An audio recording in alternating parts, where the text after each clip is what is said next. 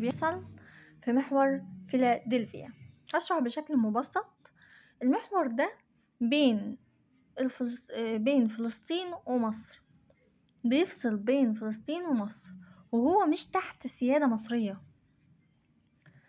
المحور ده اللي هو يعتبر جنب على طول معبر رفح بتاعنا، زي ما الصورة موضحة قدامكم.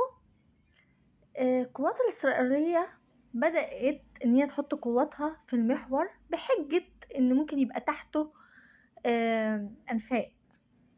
طبعا الكلام ما عجبش مصر.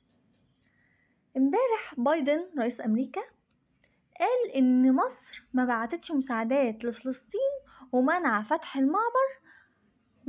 المعبر لدخول المساعدات، وعايزة تقلب العالم كله على مصر علشان يجبروا مصر ان هي تفتح المعبر.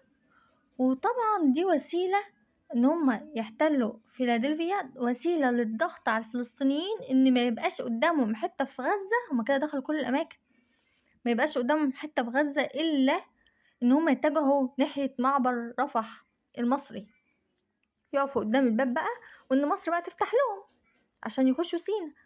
فهم بيضغطوا على الفلسطينيين، وكمان بيضغطوا على مصر وقلبوا العالم كله على مصر، علشان مصر اللي هو انت بتفتحيش الباب تدخلي مساعدات؟ طب افتحي الباب وورينا وانت بتدخلي، وافتحي الباب للفلسطينيين يعني.